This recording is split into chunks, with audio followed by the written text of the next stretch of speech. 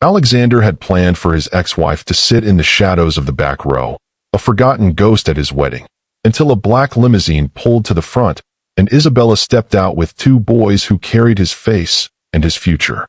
Welcome back, my wonderful family and friends. I am Mr. ZAHA. Thanks for tuning in today. A kind words from a man who has seen it all. Marriage are not mostly bed of roses. Sometime you need more of. More of what? Can't say. Continue watching, and you will surely know what to do in situations like this. Kindly hit that subscribe button and drop a comment letting me know where you're watching from. Tomorrow, I'll be bringing you another exciting story you definitely don't want to miss. So let's get started. The morning of the wedding dawned over the Hamptons with a clarity that felt almost artificial, like a scene from a high-budget film. Alexander stood on the balcony of his ancestral summer estate, a glass of vintage sparkling water in his hand, watching the small army of caterers and florists transform the emerald lawn into a cathedral of white peonies and silk. This was more than a wedding to him. It was a rebranding. He was Alexander Sterling, the billionaire venture capitalist who had survived a messy first marriage and emerged stronger, sleeker, and more powerful. His fiancée, Clara, was the daughter of Senator Whitmore. She was young, politically connected, and perfectly understood the transactional nature of high society affection. Their union was a strategic merger that would solidify Alexander's influence in Washington. Everything about today had to be flawless, especially the optics. Inside the mahogany-paneled dressing room, Alexander's reflection showed a man in his prime. His tuxedo was bespoke, the fabric catching the morning light with a subtle sheen. But as he adjusted his cufflinks, his thoughts drifted to Isabella. Their divorce 3 years ago had been a quiet explosion. She hadn't fought for his money, which had offended his ego more than a lawsuit would have, but she had walked away with a dignity that made him feel like he was the one being discarded. Sir Miller, the head of his security detail, stepped into the room. He was a man of few words and absolute discretion. The guest list is finalized. The press cordons are in place. Regarding your specific request for the first Mrs. Sterling. Alexander turned, a cold smirk touching his lips. Is she coming? She RSVP'd yes last night, Miller replied. She'll be arriving alone, as per your invitation. Good, Alexander said, his voice dropping an octave. I've instructed the ushers. She is not to be treated like a VIP. In fact, I want her reminded of her current status. She is to use the service entrance by the catering tents, the one the staff uses. And Miller, make sure her seat is in the very last row of the garden. Section G, row 40, behind the large floral pillar. Miller hesitated for a fraction of a second. Sir, it's a bit conspicuous. People will notice the former Mrs. Sterling sitting with the overflow staff and distant relatives. That's the point, Miller, Alexander snapped, checking his watch. I want her to sit in the shadows. I want her to watch me exchange vows with a woman who actually understands what it means to be at the top. Isabella thought she could just leave and keep her pride. Today, I'm going to show her that without me, she's just a ghost at the back of the room. While Alexander plotted his petty victory in the Hamptons, 60 miles away in a quiet, sun-drenched brownstone in Brooklyn, Isabella was preparing for a very different kind of entrance. She stood in front of a floor-to-ceiling mirror, but she wasn't looking at herself. She was looking at the two boys sitting on the edge of her bed, their legs dangling, their eyes wide with curiosity. Leo and Max. They were 3 years old, nearly 4. They had the sterling jawline, the sterling brow, and most strikingly, the sterling eyes, a deep, stormy gray that seemed to change with the light. When Isabella had left Alexander, she hadn't known she was pregnant. By the time she found out, the divorce papers were signed, and Alexander had already been photographed with Clara on a yacht in Capri. She had reached out once, a single phone call that went to his voicemail. He hadn't called back. He had been too busy for her then, and in her pride and her hurt, Isabella decided that if he couldn't make time for his wife, he didn't deserve the joy of his sons. She had raised them in the quiet, away from the paparazzi and the cold, transactional world of the Sterling Empire. She had built a successful interior design firm on her own terms, proving she didn't need his billions to provide a life of beauty. But as the boys grew, the resemblance became undeniable. They were the living, breathing truth of a history Alexander tried to rewrite. "Mama, why are we wearing these itchy suits?" Leo asked, tugging at the lapel of his miniature navy tuxedo. "Because today is a very big day, Leo," Isabella said, her voice soft but firm. She knelt down, smoothing his hair, the same dark, thick hair Alexander spent hundreds of dollars every month to have professionally styled. "Today, we are going to a party, and I need you both to be very brave and very polite. Can you do that for me?" "Will there be cake?" Max asked, his eyes brightening. "There will be plenty of cake, sweetheart," Isabella promised. She stood up and took a final look at herself. She wore a gown of midnight emerald silk that hugged her frame before flowing into a subtle train. It was the color of envy, of deep water, of hidden things. She wasn't going there to beg for him back. She wasn't going there to scream. She was going there to reclaim the narrative. She had received his invitation with the instructions for the back entrance. She had seen the map he'd sent, marking her seat in the family and friends overflow. It was a calculated insult, a final attempt to put her in her place. "The limo is downstairs, ma'am," her assistant whispered from the doorway. Isabella took a deep breath. "Boys, hold my hands. We're going to a wedding." The Hamptons estate was now a hive of activity. The sun was high, casting long, elegant shadows across the lawn. The guest list was a who's who of American power. Tech moguls, senators, and Hollywood royalty sat in the white Tiffany chairs, fanning themselves with programs printed on heavy, cream-colored cardstock. Alexander stood at the altar, flanking his best man. He looked out over the sea of faces. He saw his mother, a woman of cold elegance, sitting in the front row. He saw the empty seat in the very back, behind the pillar. His heart raced with a dark anticipation. He wanted to see Isabella's face when she realized she was being treated like an uninvited guest. He checked his watch. 1:45 p.m. The ceremony was set to begin at 2 p.m. Suddenly, the rhythmic sound of a powerful engine began to rumble through the quiet air of the estate. It wasn't the sound of the transport shuttles or the guests' sports cars. It was the low, authoritative hum of a high-end luxury vehicle. A sleek, obsidian black limousine pulled off the main road.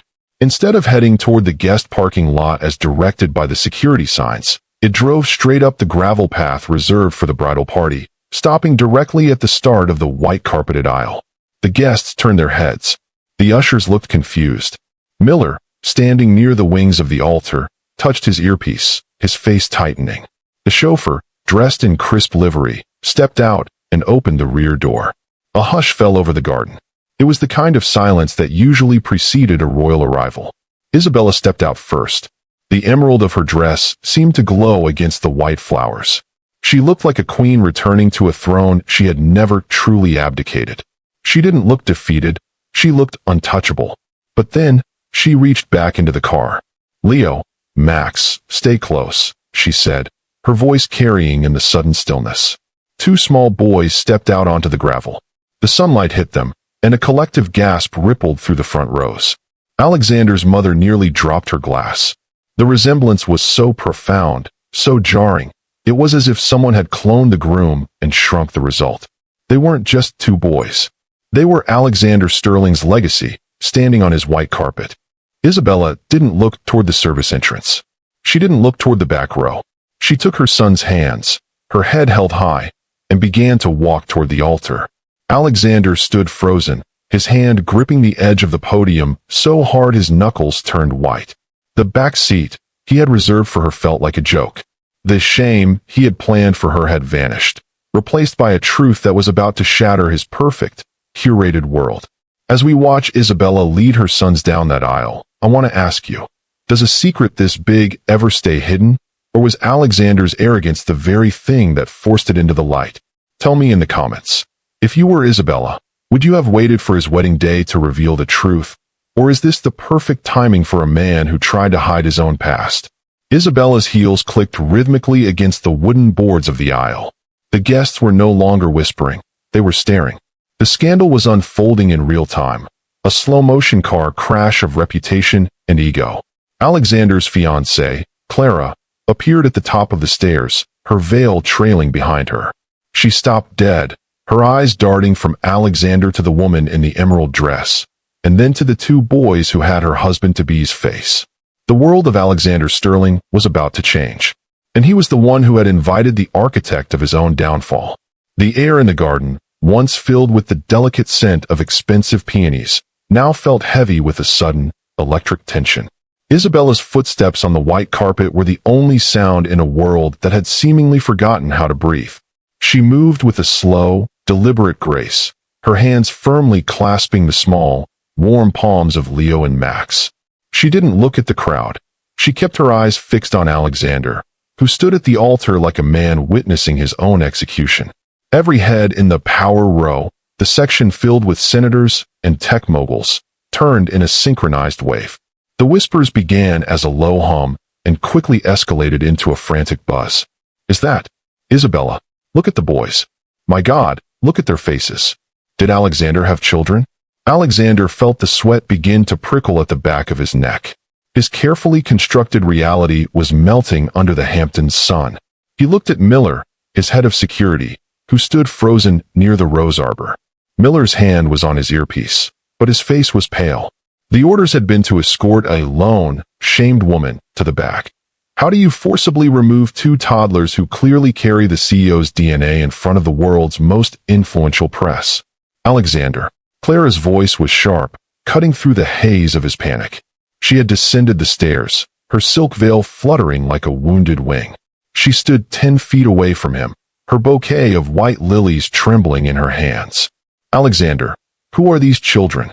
Alexander opened his mouth, but no sound came out. His throat felt as though it had been filled with the very gravel Isabella was walking over. Isabella stopped 10 feet from the altar, right in the center of the aisle. She stood framed by the floral archways, the sunlight catching the deep emerald of her dress. She looked at Clara, not with malice, but with a profound, weary pity. Then, she shifted her gaze to Alexander. Hello, Alexander, Isabella said. Her voice wasn't a scream. It was a calm, resonant melody that reached the very last row, the row where Alexander had intended to bury her. You invited me to see your new beginning. I thought it was only fair that you finally saw the pieces of your past you left behind. Isabella, what is this? Alexander finally found his voice, though it was thin and brittle. What are you doing here? You were supposed to. He stopped himself before he could mention the back entrance, the shame, the hidden seat. The words felt like poison in the presence of the two boys looking up at him with his own eyes. Supposed to what? Isabella tilted her head, a ghost of a smile playing on her lips. Sit behind the pillar? Hide in the kitchen? I'm afraid my sons aren't very good at hiding, Alexander.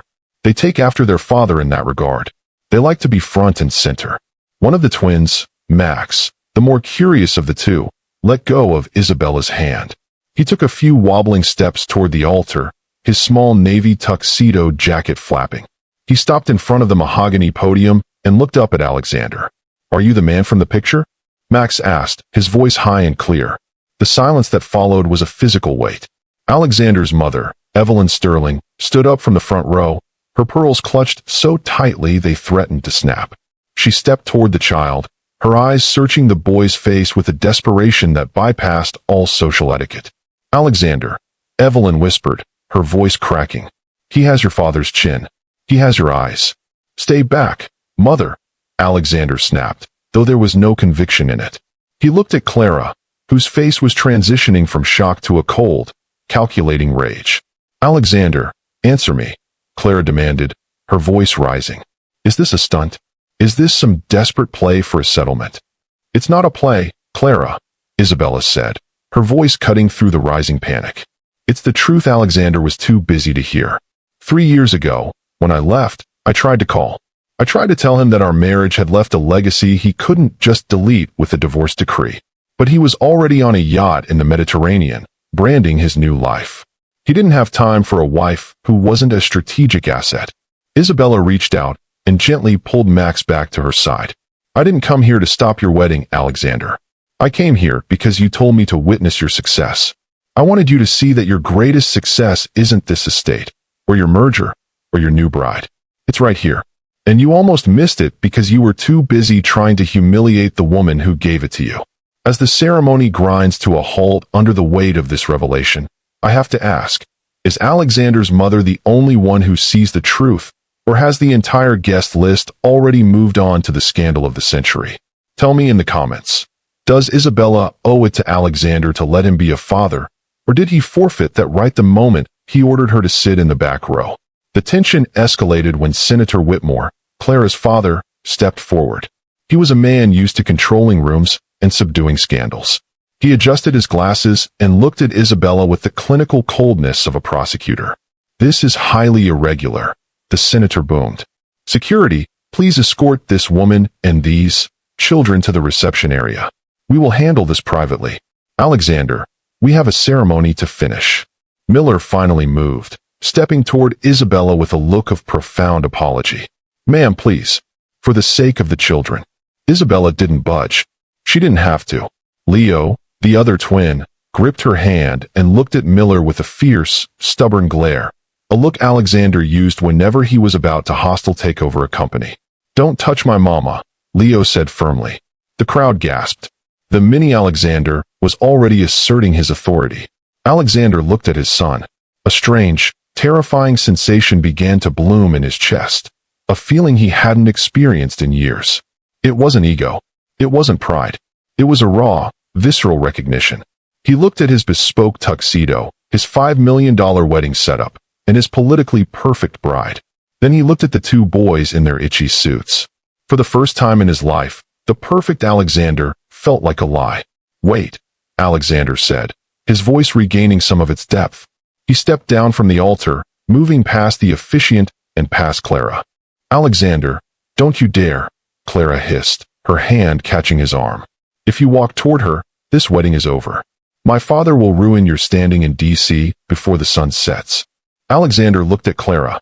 He saw the coldness in her eyes, the same coldness he had cultivated in himself for years. He saw the transaction. Then he looked at Isabella, who was standing her ground not with anger, but with the quiet confidence of a woman who had already won. He pulled his arm away from Clara. The guests leaned forward, phones held high to capture the moment. Alexander walked until he was standing directly in front of Isabella and the boys. He knelt down on the white silk carpet, bringing himself to eye level with Leo and Max. "What are their names?"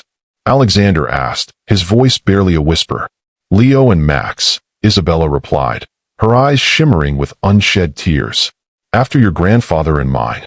Alexander reached out a hand, his fingers trembling as they hovered near Leo's cheek. Leo didn't flinch. He watched Alexander with a solemn, judgmental intensity. "I didn't know," Alexander said, finally looking up at Isabella. "You didn't want to know," she corrected him.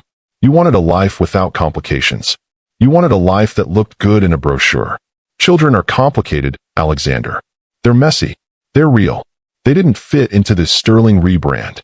The back row that Alexander had meticulously planned was now a world away. He was the center of a different kind of spectacle now. He wasn't the billionaire groom. He was a man facing the living consequences of his own coldness. "Isabella," he started, but he was interrupted by the sound of silk tearing. Clara had ripped her veil off, throwing it to the ground. "Enough. I will not be a supporting character in your pathetic soap opera, Alexander. Senator, we're leaving." The Whitmores marched down the aisle, their exit as dramatic as a political retreat. The guests began to stand, unsure whether to follow the power or stay for the drama. Alexander didn't even watch them go. He was looking at Max, who had reached out and touched the shiny gold watch on Alexander's wrist. "Is it real gold?" Max asked. Alexander let out a ragged, choked laugh. "No, Max. It's just a watch. But this," he looked at the two of them, then at Isabella. "This is real." The catalyst had done its work. The wedding was a ruin. The flowers were wilting in the heat, and the billionaire's perfect day was a headline of disgrace. But as Alexander sat on the ground in his $1,000 suit, surrounded by the remnants of his ego, he realized the empty seat in the back wasn't for Isabella. It was for the man he used to be. The ceremony was officially dead. The ushers began to lead the confused guests toward the reception, though most stayed to watch the fallout. Alexander remained on his knees, a titan toppled by the sight of two toddlers. Isabella looked down at him. The victory wasn't as sweet as she thought it would be. Seeing him this way, shattered and human, didn't fill her with the vindication she had expected. It filled her with a terrifying responsibility. "The backseat was a nice touch, Alexander," she said, her voice softer now. "But you forgot one thing. A sterling never stays in the back." Alexander looked up, the stormy gray of his eyes reflecting her own. What happens now? Isabella took a deep breath, clutching the hands of her sons. Now, we go somewhere private. Somewhere far away from the cameras and the senators. And you start learning the names of the people you tried to bury. As they walked away from the altar, the groom, the ex-wife, and the two hidden heirs, the black limousine waited at the end of the aisle. The Hamptons would talk about this for decades. But for Alexander, the talk didn't matter anymore. The language of his life had changed from dividends and margins to Leo and Max. The catalyst had cleared the field. Now, the real work of building a house on stone, not sand, was about to begin. The retreat from the altar was not a victory lap. It was a tactical withdrawal into the heart of a storm. As Alexander, Isabella, and the twins moved away from the ruins of the ceremony, the Hamptons estate transformed from a wedding venue into a high-stakes arena of public scrutiny. The black limousine sat idling at the end of the aisle, a dark monolith against the sea of white peonies, while the power row erupted into a cacophony of speculation. Alexander's mother, Evelyn Sterling, was the first to bridge the gap. She moved with a sudden, uncharacteristic urgency, her heels clicking sharply against the marble walkway as she followed them. "Alexander, stop," she commanded, her voice cutting through the hum of the departing guests. She ignored the cameras and the gasping socialites. She reached them just as Alexander opened the car door for Isabella. Evelyn stopped, her eyes fixed on Leo and Max. The cold, aristocratic mask she had worn for decades was slipping, replaced by something raw and ancient. "You can't just drive away," she whispered, her gaze locked on Max's face. "The press is already filing their stories. The senator is on the phone with his legal team. And these are Sterling's." Isabella turned, shielding the boys behind the silk of her emerald dress. "They are my sons, Evelyn. They have been Sterling's in private for 3 years. They don't need to be Sterling's for the evening news. They are my grandsons," Evelyn corrected, her voice trembling. "And look at them. They are the image of my husband. Alexander, you cannot walk away from this. If you leave now, you lose the narrative. You lose the company. You lose everything you've built." Alexander looked at his mother, then at the two small boys who were now huddled against Isabella's legs. The narrative felt like a lead weight. For years, he had lived for the image, for the stock price, for the rebrand. But looking at Leo, who was currently staring at a grasshopper with an intense, analytical focus, Alexander felt a profound sense of displacement. "The company is built on a lie, Mother," Alexander said, his voice surprisingly steady. "I'm tired of being a brand. I'm going to the beach house. Alone. With them." "You can't go to the beach house," Evelyn hissed, glancing at the lingering reporters. "The press knows the location. Go to the city. Go to the penthouse. We can manage this." "No," Isabella intervened. "We aren't going to a fortress. We're going somewhere quiet. Alexander, if you want to know these boys, you need to be a father, not a CEO. No security. No press. No Evelyn." Evelyn looked like she wanted to protest, but the look in Alexander's eyes, the same stubborn, stormy gray that had just appeared in his sons, silenced her. As they drove away from the estate, the silence inside the limousine was heavy. Leo and Max were occupied with the refreshments in the car's console, oblivious to the fact that they had just dismantled a political dynasty. Alexander sat across from Isabella, the space between them filled with 3 years of unspoken questions and the scent of expensive wedding flowers clinging to his suit. "How did you do it?" Alexander asked, his voice low so as not to startle the children. "How did you keep them a secret in New York? I have people everywhere." "I didn't keep them a secret, Alexander," Isabella said, her gaze fixed on the passing scenery. "I just lived a life you didn't care to look at. I stayed in Brooklyn. I worked under my maiden name. I didn't go to the galas or the openings. You only see what's under the spotlight. I preferred the shade. I called," he said, the words feeling thin. "Once. After the divorce. You called a month after the papers were signed to ask where I had put the deed to the Aspen house," she reminded him, her voice devoid of bitterness, replaced only by a cold, hard clarity. "I was 3 months pregnant then. I spent that entire phone call nauseous and hoping you'd ask how I was. You didn't. You talked about property taxes for 10 minutes and hung up." Alexander leaned back against the leather seat, the shame hitting him in a way the back seat insult never could. He had been a billionaire of assets and a bankrupt of empathy. Before we see Alexander try to navigate the uncharted waters of fatherhood, I want to ask, is it possible for a man who has spent his life thinking in transactions to suddenly think in emotions? Can a leopard really change his spots? Or is Alexander just looking for a new way to manage his legacy? Let me know in the comments. Do you think Isabella is being too easy on him by letting him spend time with the boys so soon? The rising tension shifted from the public scandal to the private struggle. They arrived at a secluded coastal cottage Isabella had rented for the summer, a place of weathered shingles and wild salt grass, far from the manicured lawns of the Hamptons. The first few hours were a disaster. Alexander, in his three-piece tuxedo, looked like a stranded alien. He didn't know how to change a shirt, how to navigate a toddler's temper tantrum over a lost toy, or how to speak to a human being who didn't understand the concept of a bottom line. He's crying because he wants his blue blanket, Isabella said, leaning against the doorframe as Alexander awkwardly tried to comfort a sobbing Max. It's in the car. Go get it. Alexander, the man who had commanded boards of directors, stood up and ran to the car. He felt a frantic, desperate need to succeed at this. Not for the press, but because the sound of the boys crying felt like a physical tearing of his own skin.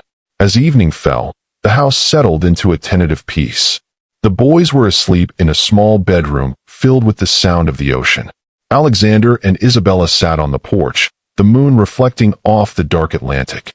The senator is going to sue for breach of contract, Alexander said, staring at his hands.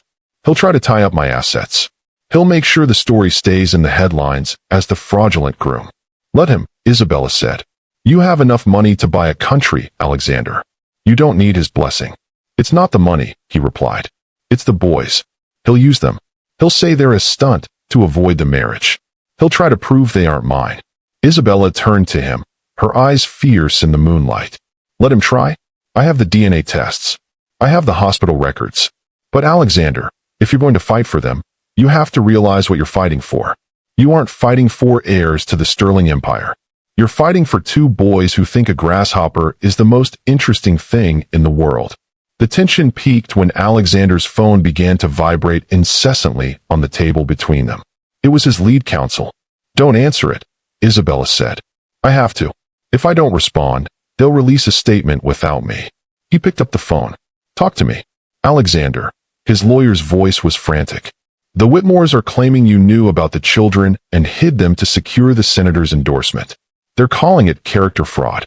They want a public apology and a full renunciation of any parental rights to the alleged children in exchange for dropping the suit. Alexander looked through the screen door at the silhouettes of the two sleeping boys. He thought about the back seat he had reserved for Isabella. He thought about the way Leo had looked at Miller, with his own stubborn, unyielding fire. Tell the senator to go to hell, Alexander said, his voice dropping into a register of cold, absolute certainty. Tell him there will be no apology. And tell him that if he mentions my sons again, I will buy every media outlet his campaign relies on and bury his career under the truth. He hung up and tossed the phone into the salt grass. Isabella watched him, a flicker of something. Was it hope? Crossing her face. That was very sterling of you. No, Alexander said, looking at her. That was very dad of me. But the tension wasn't over. As the night deepened, a fleet of black SUVs began to pull up the long, sandy driveway. The headlights cut through the dark like searchlights. They found us, Isabella whispered, her hand going to her throat. Alexander stood up, straightening his disheveled tuxedo shirt. He looked at the line of cars. It wasn't just the press. It was his board of directors. They had come to demand a resolution. They had come to protect the stock price. Stay inside with the boys, Alexander said. Alexander, don't. I'm not going to hide them anymore, Isabella. But I'm not going to let them be a business meeting either. He walked down the porch steps, standing alone in the glare of the headlights. The man who had sat his ex-wife in the back was gone. Standing there was a man who realized that his real life was inside that small, weathered house, and he was willing to burn his empire to the ground to keep it that way. The confrontation was imminent. The board members stepped out of the cars, their faces grim. They saw the fallen billionaire, his tie gone, his sleeves rolled up, standing in the dirt. They saw a man who had chosen a messy reality over a perfect lie. Alexander, the chairman of the board, started. We need a statement. We need a plan for the transition. The transition is simple, Alexander said, his voice echoing over the sound of the surf. I'm taking a sabbatical. Effective immediately. If the board wants my resignation, you'll have it by morning. But if you want me to lead this company, you're going to have to get used to seeing 2 toddlers in the executive suite. The silence that followed was broken only by the sound of the ocean. The billionaires looked at the man on the lawn and realized for the first time that Alexander Sterling was no longer a man they could control. He had found something more powerful than money. He had found his blood.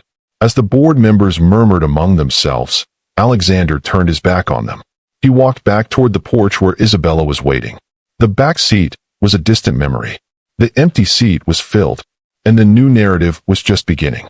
The glare of the SUV headlights against the weathered shingles of the cottage created a surreal, high-contrast stage. Alexander stood his ground, the ocean wind whipping his unbuttoned collar. The board members, men and women who dealt in the cold mathematics of risk and reward, looked out of place in the wild salt grass. They were used to the sterile air of glass boardrooms, not the raw, stinging spray of the Atlantic. Alexander, be reasonable. The chairman, a man named Henderson who had mentored Alexander for a decade, stepped forward. The Whitmores are moving for a full character assassination. The stock is already down 8% in after-hours trading. If you don't come back to the city tonight and film a scripted apology, claiming you were blindsided by a paternity claim, the board will have no choice but to remove you. Alexander looked at Henderson.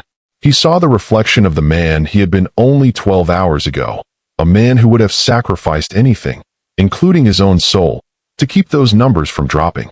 A paternity claim? Alexander's voice was dangerously quiet. You saw them, Henderson.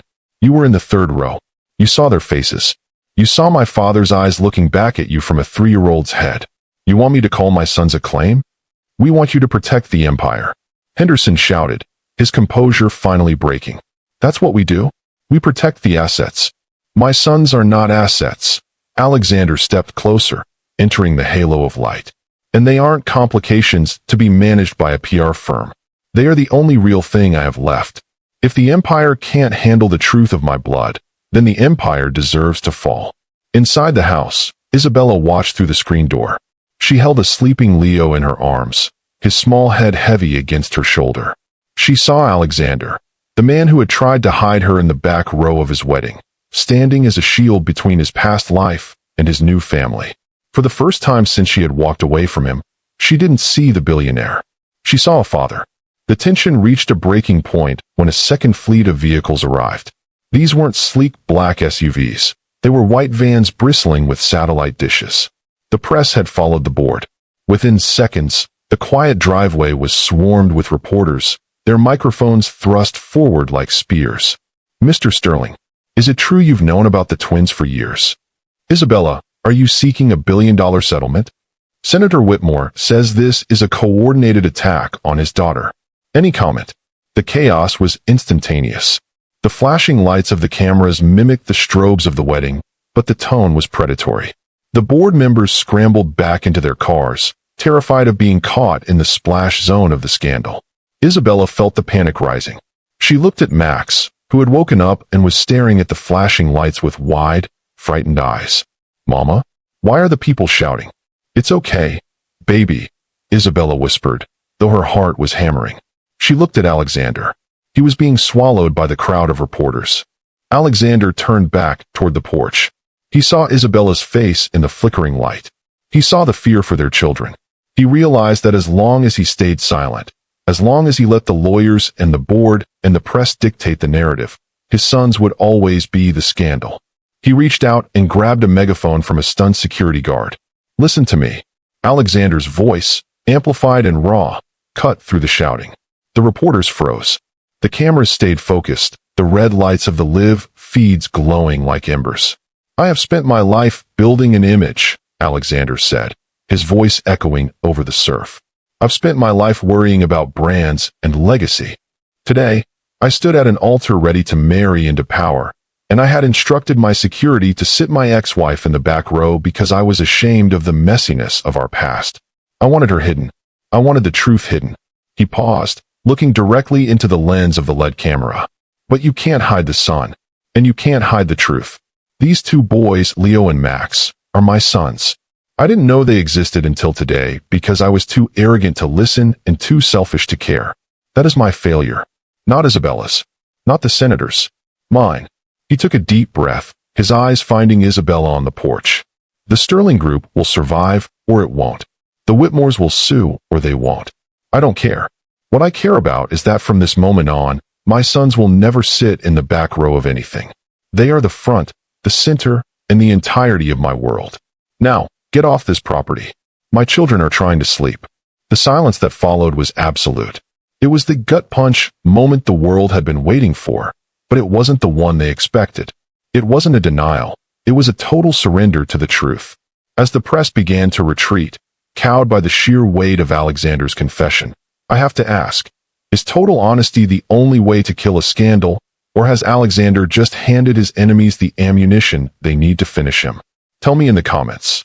Do you admire his courage, or do you think he's just being impulsive because his back is against the wall?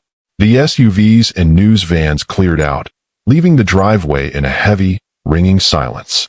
Alexander stayed on the lawn for a long time, the adrenaline fading into a profound, bone-deep exhaustion. He felt as though he had just shed a skin that was 10 sizes too small. He walked back up the porch steps. Isabella was still there, Max tucked into her side. She looked at Alexander, her expression unreadable. "You shouldn't have done that on live television," she said, her voice trembling. "Now they'll never leave them alone. They'll be the Sterling twins forever."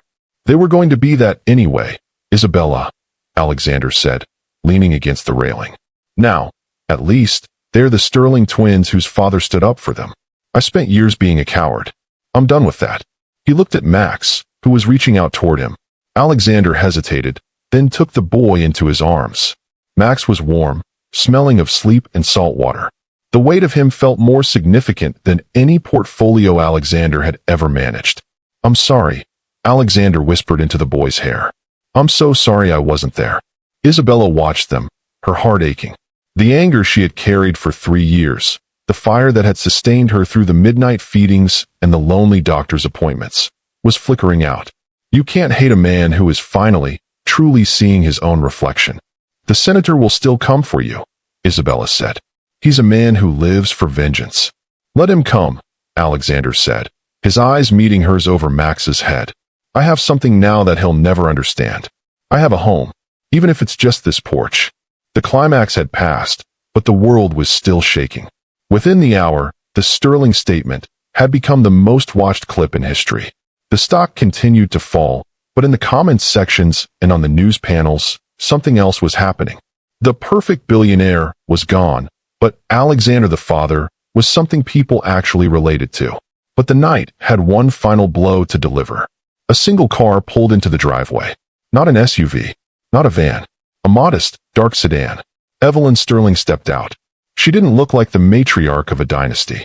She looked like an old woman who had just realized she was alone. "They've called an emergency board meeting for tomorrow morning, Alexander," she said, her voice thin. "They're going to vote to strip you of your voting shares. They're calling it gross negligence of fiduciary duty."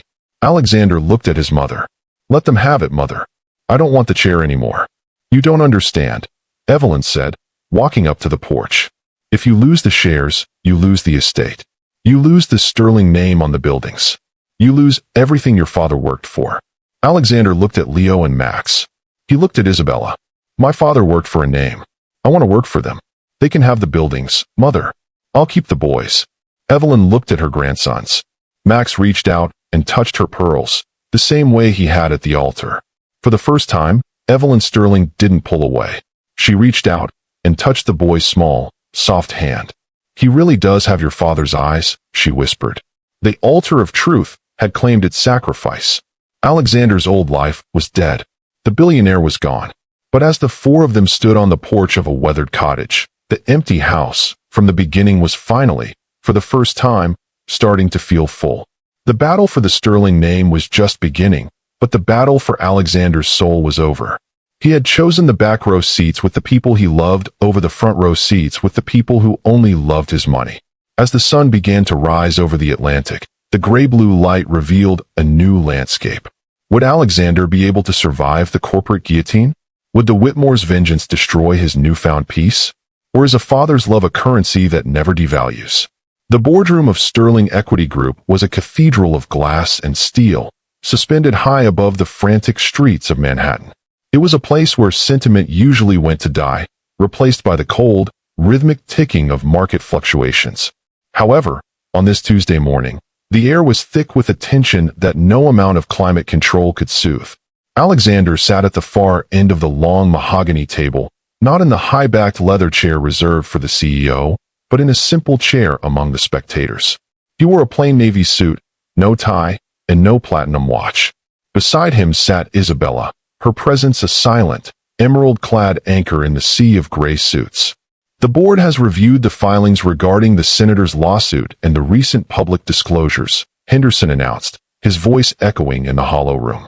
The motion before us is the involuntary removal of Alexander Sterling as chairman and the forced liquidation of his controlling interest due to reputational damage and breach of fiduciary transparency.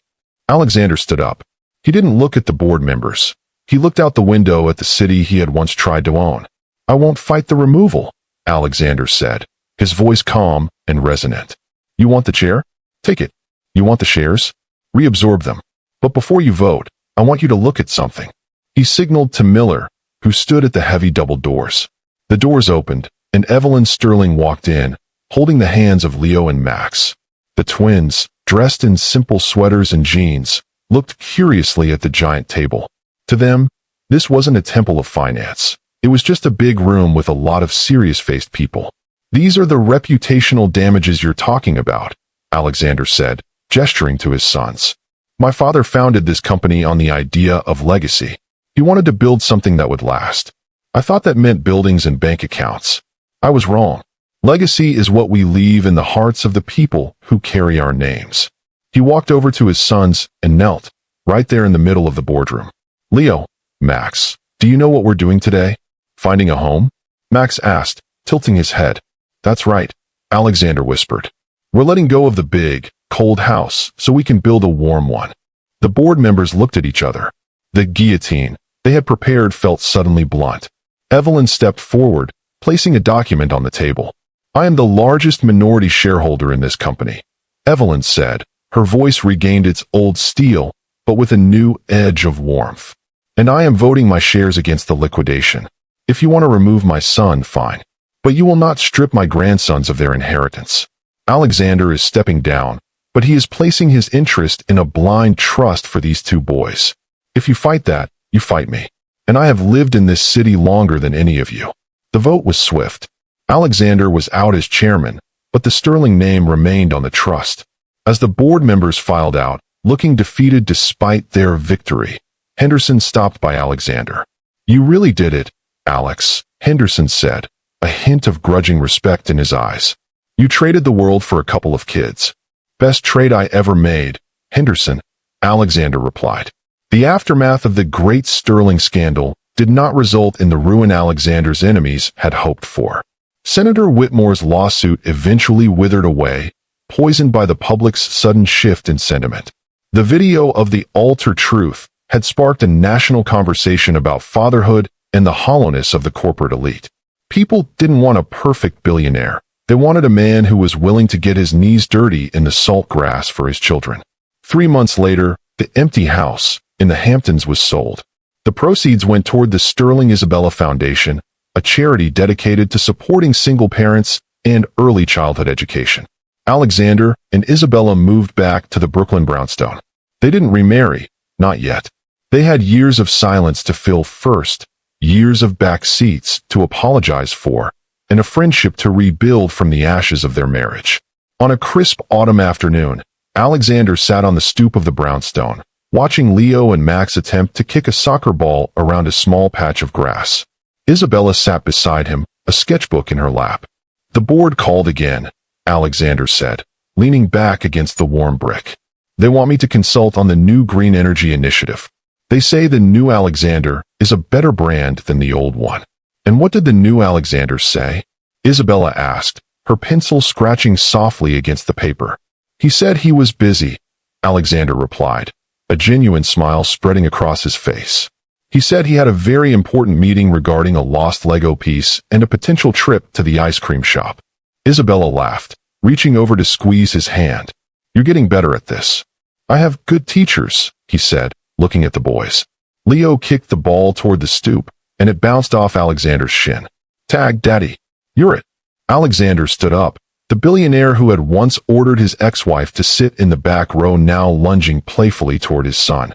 He wasn't thinking about the stock price or the senator's vengeance. He was thinking about the way Leo's laughter sounded like music. Before we close the final chapter of this story, I want to ask, is it ever too late to find your way home? Alexander spent years in the front row of the wrong life, only to find his true place in the back row of a Brooklyn park. Tell me in the comments, what is the one thing you would give up everything for? Type home if you believe that family is the only real wealth we ever truly own. As the sun began to set over the New York skyline, casting a golden glow over the brownstone, the empty house from the beginning was a distant memory. The backseat was a lesson learned, and the hidden heirs were hidden no more.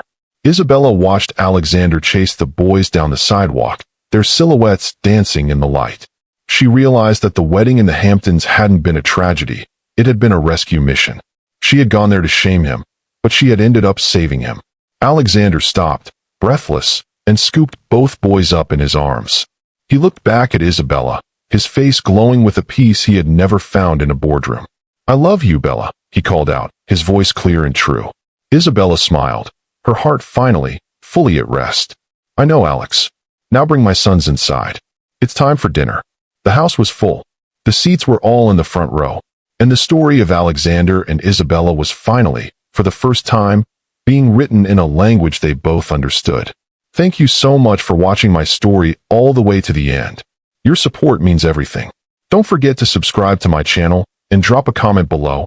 I'd love to hear your thoughts.